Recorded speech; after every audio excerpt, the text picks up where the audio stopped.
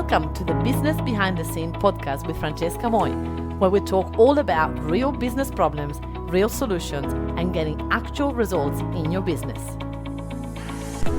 Hello, and welcome to episode number 138 of Business Behind the Scene. Today, we're talking about something really close to my heart, which is 7 super tips to delegate to your virtual assistant. Now, people look at my life and they go like, oh my God, you're so lucky. You're working only 25 to 28 hours a week. How do you do that? You have every Friday off. You have every Monday you start at 11. Every other day you start at 10. Like, what is going on? How do you do that?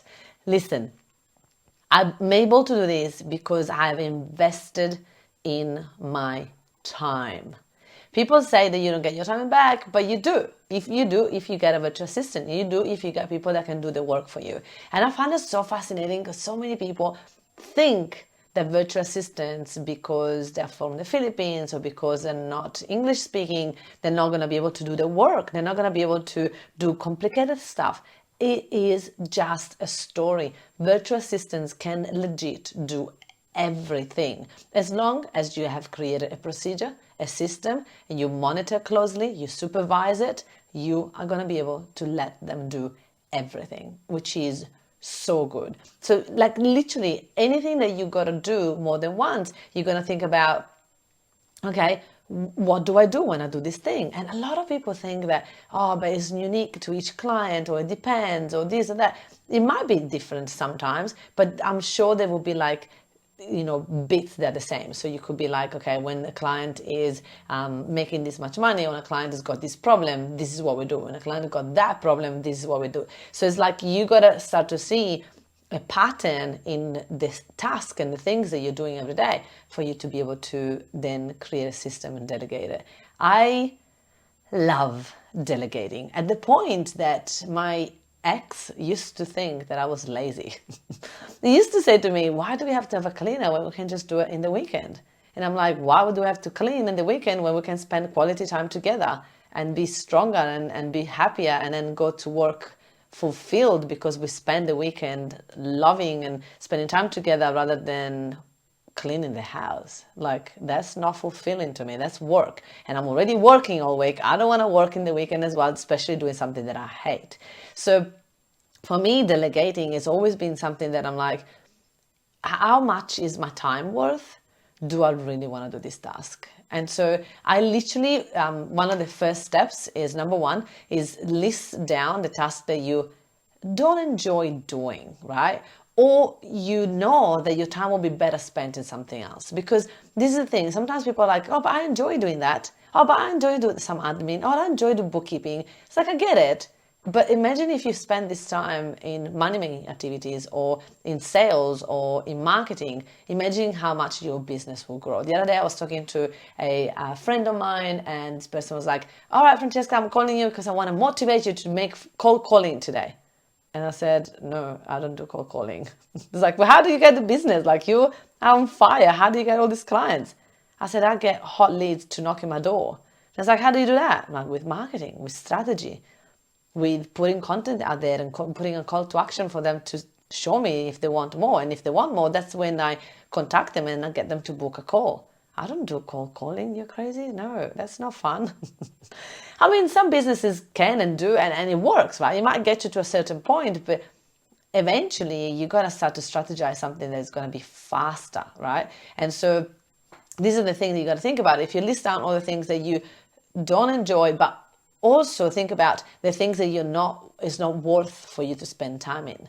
Like, data entry, like social media scheduling, like transcribing, like cutting up videos, like finding, like, creating like a Canva for your clients, like a checklist and things like that. Your team will work for you long enough. They're going to be able to do things like that for you and for your clients, which means will add value to the business, which means you don't have to do it all. Number 2, show your virtual assistant how to do those tasks using Zoom. So I say, okay, you just got a new virtual assistant. You used to do those things on your own anyway.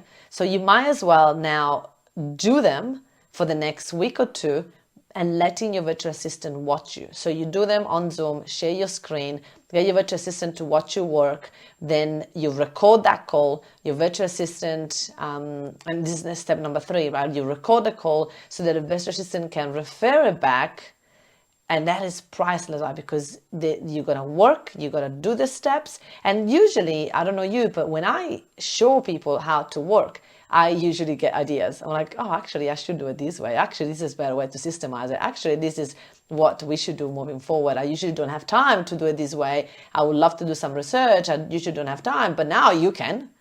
And so I come up with more ideas usually when I share my screen. And again, I want to do this not once, right? I want to do this for a couple of days, the same task, or a couple of weeks, depending if there's a task, there's a weekly task or daily task, whatever that is. But I want to show them a couple of times how I would do it so that they can really, then step number 4, watch it back and create a procedure from it. So what that means, a procedure is step number 1, open Airtable. Step number 2, find the base, blah, blah, blah. Step number 3, insert this content in there. Step number 4, research and see if there's any competitor of mine doing that. I don't know, right? So you just do steps, watching to create step, literally, but pretty much transcribing what you told him or her to do already, right? So once you have the person that your virtual assistant has done those steps, then they will go into a folder that you will have in your Dropbox or in your Google Drive that it will be called to approve folder. So in that folder, your team will put all the things that you need to be approving. Now this, if it's social media, we keep everything on Airtable, but if it's not, we more than happy to put it in a Word doc or in a Google doc, and we just get them for me to approve. And then I'm going to sit down and go through and approve it by myself. No, with your virtual assistant, in a Zoom call with your virtual assistant. You're going to go through it together. Is this time consuming? Is it time wasting for 2 of you to be there while she already done it? Can you just check it? Yeah, but then if I have anything to edit, if I have anything to add, to say, to change, to suggest, I can teach my virtual assistant while I'm there. I can show where my brain process works, how my brain works. How do I get to that conclusion? How do I choose that is not good enough, or it is good enough, or what is the mistake? So I want to teach my virtual assistant to think like me. So to do that, in order for me to teach them how to think like me, I need to understand how my brain works. I need to understand how I break things down in my brain. I need to understand what I like, what I don't like. If I don't have standards, if I don't have clarity around what I like, it's going to be hard for me to help them. And so I'm not saying that you should know those things before you hire a virtual assistant. What I'm saying is you should hire a virtual assistant and together work those things out, right? So step number 5 is to really check their work and give them feedback while you are live. I think that the biggest mistake that people do is that they find an error, they fix it, they don't even tell the virtual assistant because they get busy, and then the virtual assistant thought it was a great job. Next time she will do exactly the same mistake. She will present to you the same document with the same mistake, with the same errors, and you're going to get frustrated because you're going to go, oh my God, same mistake last time. Already fixed this last time. Didn't they see it? Didn't they understand it? No, because you didn't tell them. You just fix it. So it's priceless for you to either get on a call, and if you really can't do that, you can do a Loom video. But to me, the most valuable place is when you have a call with them and give them feedback. There is a little bit more of compassion, a little bit more connection, a little bit more of building a relationship and connection so that you guys can work long-term together. So I would always recommend to actually do it that way, to actually jump on a call and do it together. And so once you have show your virtual assistant what works, what doesn't work, and why, and then you get them to fix it. I wouldn't do it for them. I get them to fix it and reapprove it.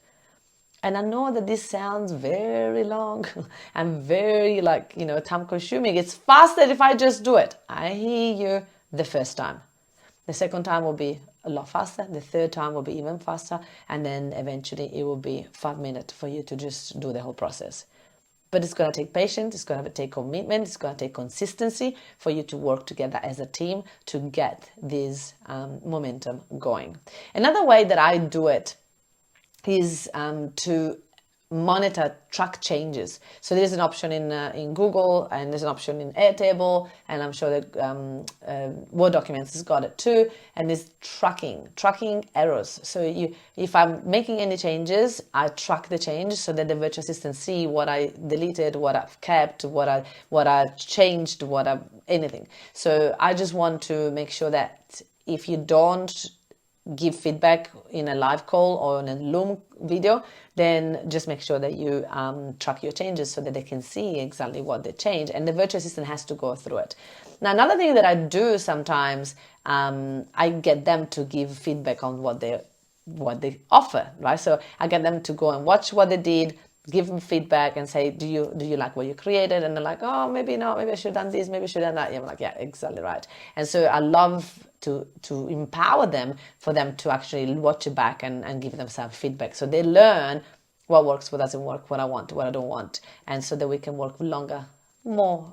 Oh my God, I'm so excited when this happens, right? When the virtual assistant is independent and they create things that you love, I just get this like feeling of like, yes, one more good thing that I did right, so I can just let go even more, right? Let go even more.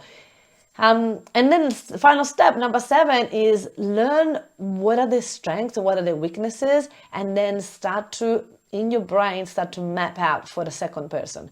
Okay, this person is very good in details, not very good in marketing, so the next person I hire will be marketing. So I'm going to train the current person have heavily on the admin, on the customer service, on the things that their strength is, and trying to keep the tasks that they're not that very good at. But for me to eventually also delegate that. I don't want to keep it all and ever. I always want to delegate. I always want to give it back. We just need to work out the strategy. How does that look like? And, take time. And so these are 7 steps to actually successfully delegate with a virtual assistant. What I'm seeing consistently is here, Word doc, these are the 5 things I needed to do, and there is no details, there is no video, there is no showing. People learn by watching and then doing. That's the only way they can learn. So if you don't do it, the other thing that I haven't put in here that sometimes I do, and this is only at the beginning, I don't do it later on. I actually then, once I've done the Zoom video and I show them how I work 2 or 3 times, then I get them to create a procedure, and then I want to watch them follow the procedure. So the next time the same task needs to be done, I want to watch them on a Zoom call, sharing the screen, having in one side the procedure that they're following, and on the other side they're actually doing the work, so that I can help them edit their procedure as they are doing it. Oh, do you see, like you skip this bit because it doesn't say in the procedure. So now you got to go into this other page to get that information for you to put it here, right? So I want to watch them now create that task, implement that task while following the procedure, and then edit the procedure if there's some missing links in there. So this is another step that I do, but I only do this at the very beginning. Later on, I would just tell them, hey, I think that this step is not in the procedure, just add it, because I now know all the procedures, I now know what our strengths are, I now know all of those bits. So yes, this is something that's going to help you immensely to get your business to the next level, to be able to delegate and to be able to keep this virtual assistant forever, because now they feel empowered, that you give them access, you give them support, you give them help, but you are keeping them independent, right? And so I can tell you that having virtual assistants is addictive, because as you get one, you'll be like, oh my gosh, if this person learns so quickly in 3 months to take all these things, imagine what's going to happen in a year. And imagine if I start to train one person now rather than wait more. So usually most of my clients start to get a second virtual assistant in the first 3 months and so on. So they grow the team because they see that, oh my gosh, why didn't I do that before? So don't wait. If you're ready for a virtual assistant, book a virtual assistant game changer call. This is where me or one of my team come on a call with you, have a look. What are you doing right now in the business? What can be delegated right away? What can be taken from you? And then go from there. All right, everybody, have a fabulous week. Go and delegate away. And if you want a virtual assistant, we do that. We have an agency. We find incredible, outstanding virtual assistant, and you can enjoy that process with us too. Have a great day. I'll see you next week. Hey, if you enjoy listening to this podcast, then you have to come to check out our Facebook group, Workshop Secrets for Coaches. It's a community of over 9,500 coaches that are ready to boom their business by running workshops. They are stuck in one-on-one coaching and they're ready to start to go one-to-many. So if you are one of those coaches, then you have to join us. I look forward to see you there. And hey, don't forget to hit the subscribe button and leave me a review to win a ticket to one of my workshops. I look forward to see you there.